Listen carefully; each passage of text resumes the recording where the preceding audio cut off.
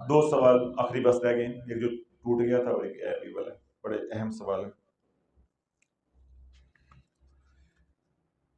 حضرت صاحب، درود پاک روحانیت کی چابی ہے،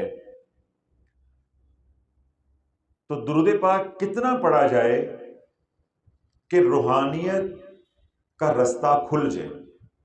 یعنی اگر آپ یہ کہتے ہیں کہ درود پاک روحانیت کی چابی ہے، تو کتنی تعداد میں درود پاک پڑھیں کہ بند رستے یا تالا اس چابی سے کھل جائے؟ دیکھیں، میں نے پچھلے دنوں بھی بیان کیا، وہ سوشل میڈیا پہ تلاش چینل پہ وہ اپلوڈڈ ہے، کہ وظائف کی اجازت لینا اور ان کی تعداد مقرر کرنا، اس موضوع کے اوپر وہ ہے۔ اس میں نے یہ بات تفصیل کے ساتھ بتائی تھی کہ اولیاء اللہ نے اپنے مشاہدے کے اوپر اس کا نصاب مقرر کیا ہے کہ 1.25 مرتبہ جب آپ درود پاک پڑھ لیتے ہیں تو آپ کی زبان میں درود پاک کے انوارات کی تاثیر آ جاتی ہے۔ پھر میں نے مثال دی تھی، جس طرح سائنسدان کوئی دوائی بناتے ہیں تو پھر اس کے تجربات کرتے ہیں، مشاہدات کرتے ہیں، اس کے اوپر وہ کیا کرتے ہیں، نتیجہ اخذ کرتے ہیں، پھر وہ دوائی انسانوں پہ استعمال ہوتی ہے، بازار میں آ جاتی ہے، پھر ہم لوگ اپنی بیماریوں کے لیے خریدتے ہیں اور کھاتے ہیں۔ بے نہیں، اس طرح روحانی معالج جو ہیں وہ پہلے تجربات کرتے ہیں، پھر مشاہدہ ہوتا ہے، پھر مشاہدے کے اوپر ان کا یقین بنتا ہے۔ تو یقین کیا بنا ہے کہ اگر 1.25 مرتبہ درود پاک پڑھا جائے تو روحانی پرواز شروع ہو جاتی ہے۔ وہ تمام حضرات جو سلوک کی منازل طے کرنا چاہتے ہیں، قرب الہی اور معرفت الہی کے لیے درود پاک پڑھنا چاہتے ہیں، حضور علیہ الصلوۃ والسلام کی غلامی کے لیے پڑھنا چاہتے ہیں، حضور علیہ الصلوۃ والسلام کی حضوری کے لیے پڑھنا چاہتے ہیں، حضور کی حضوری کے لیے پڑھنا چاہتے ہیں، تو وہ اگر یہ سفر شروع کرنا چاہتے ہیں تو اس سفر کی ابتدا 1.25 مرتبہ درود ابراہیم سے ہوگی۔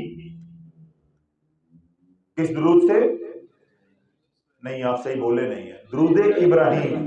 یہاں درود خضری، درود لکھی، درود تاج، درود ماہی، درود شافیہ وغیرہ وغیرہ نہیں چلے گا۔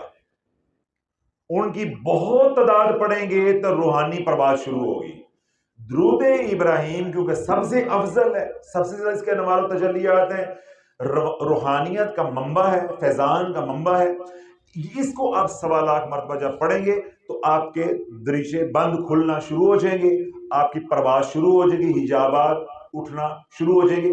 پھر سب سے زیادہ کمال یہ ہے کہ اسی 1.25 کے دوران اگر آپ رجت کا شکار ہوئے، غلط وظائف ماضی میں پڑھیں، ذکر اذکار پیروں کے پاس جاتے رہے ہیں، تویز دھاگا کرتے رہے ہیں، یا جادو کے اثرات ہیں، نظر بد کے اثرات ہیں، ان تمام گندگیوں غلاستوں سے بھی آپ پاک ہوتے جائیں گے۔ کیوں؟ جب پاک ہوں گے تو روحانی سفر شروع ہوگا۔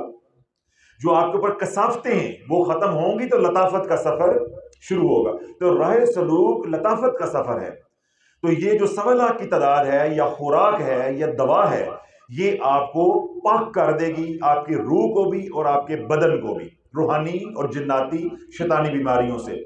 جب 1.25 کا پڑھ لیں گے تو آپ کے حجابات ہٹنا شروع ہوں گے، اچھے خواب آنا شروع ہوں گے، اولیاء اللہ کی زیارات شروع ہوں گی، مختلف مزارات پہ آپ کی حاضری شروع ہوگی، انبیاء علیہ السلام کی زیارات ہوں گی، ملائکہ کی زیارات شروع ہوں گی، اس طرح مختلف بزرگان دین کی زیارات، اور جو شاعر اسلام ہیں، جو اسلام کی نشانیاں ہیں، مسجد نبوی شریف ہے، کعبۃ اللہ ہے، بیت المقدس ہے، اس طرح کی آپ کو زیارات شروع ہوں گی۔ وہ اس بات کی دلیل ہوگی کہ اب آپ کی روح نے پرواز کرنا شروع کر دی ہے۔ پھر کیا ہے؟ چل سو چل۔ پھر تو اللہ والو جتنا میٹھا ڈالتے جاؤ گے، جتنا گڑ ڈالتے جاؤ گے اتنا میٹھا ہوتا جائے گا۔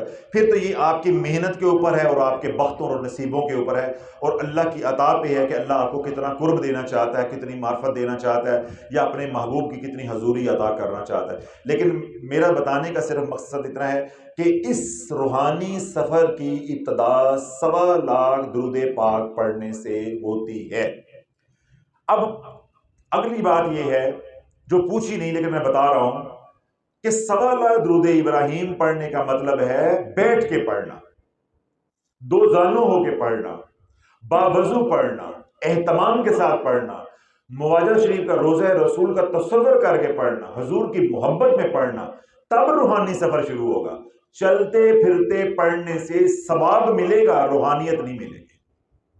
بغیر وضو پڑھنے سے ثواب ملے گا، روحانیت نہیں ملے گی. یہ سوال روحانیت کے حوالے سے ہے. یہ 1.25 کو آپ تقسیم کر لیں 100 دنوں کے اوپر، تو جتنی تعداد 1250 روز کی آئے گی، تو 1250 آپ نے بیٹھ کے پڑھنا ہے، اور اس کو وظیفہ سمجھ کے پڑھنا ہے. اس کو وظیفہ سمجھ کے پڑھنا ہے. کیوں؟ اس میں ہمارا مطلوب اور مقصود ہے. ثواب ہمارا مطلوب اور مقصود نہیں ہے. مطلوب اور مقصود کیا ہے؟ اللہ کا قرب، اللہ کی معرفت، حضور کی حضوری. تو جب تک آپ اس حضوری والا ماحول نہیں بنائیں گے، منگتے بن کے بیٹھیں گے نہیں، جھولی پھیلائیں گے نہیں، تو بھرے گی کیسے؟ تو اگر معرفت کے لیے پڑھنا چاہتے ہیں، حضوری کے لیے پڑھنا چاہتے ہیں، اللہ کے قرب کے لیے پڑھنا چاہتے ہیں، تو اپنی فرصت کے حساب سے 1.25 کو تقسیم کر لیں، مہینے میں، 2 مہینے میں، 3 مہینے میں. پھر اس کو وظیفہ بنا کے پڑھیں. جو دن میں کھلا پڑھیں وہ نہیں گننا، یہ گنا جائے گا جو مصلی پہ 2 زانو ہو کے، قبلہ رخ ہو کے، موجہ شریف کا تصور کر کے پڑھیں گے، وہ آپ کو روحانی پرواز کروائے گا. پھر ایک دفعہ جو رستہ کھل گیا، پھر ساری زندگی پڑھتے رہیں گے اور سفر کرتے رہیں گے. اللہ مجھے بھی آپ کو توفیق عطا فرمائے. اللہ آپ کو مجھے بھی اپنے قرب اور معرفت حضور علیہ الصلوۃ والسلام کی حضوری عطا فرمائے.